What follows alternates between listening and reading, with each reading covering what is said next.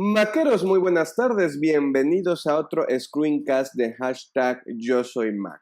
En esta ocasión les traigo un tip. Ya en videos anteriores hemos aprendido a configurar y a crear usuarios o perfiles para la computadora o Mac.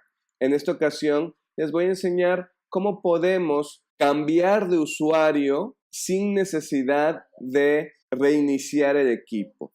Y es muy fácil. En el menú principal de nuestro equipo tenemos, si lo hemos configurado de esa manera, aquí se visualiza lo que es el usuario. Bien, lo pueden visualizar por medio del nombre del usuario o por medio de esta imagen que representa al usuario en sí.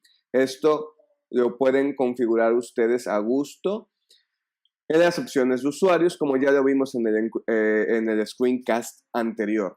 Damos un clic primario y vamos a poder visualizar los usuarios que están dados de alta en este equipo.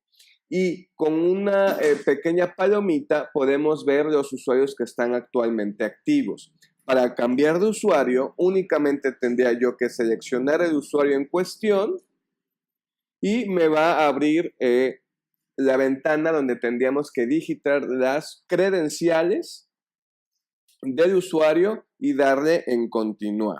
Por ejemplo, aquí yo metería las credenciales y simplemente tendría que darle en continuar. No lo voy a hacer porque si lo hago en este momento se perdería el video, ¿de acuerdo? Y una vez que se haga eso, pues estaríamos cambiando al usuario y siempre podría regresar al usuario o cambiar de un usuario a otro dependiendo de mis necesidades. Esto es muy útil cuando, por ejemplo, a lo mejor una de las personas con la que compartes la computadora necesita rápidamente revisar sus correos. Bueno, le puedes dar el acceso, cambiar de usuario y ya únicamente en el momento en que vaya a desocupar la máquina, podría simplemente desde aquí, en el menú principal nuevamente, cerrar la sesión del usuario y eso te regresaría automáticamente a tu usuario, ¿no?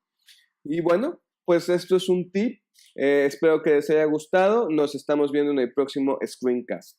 Saludos.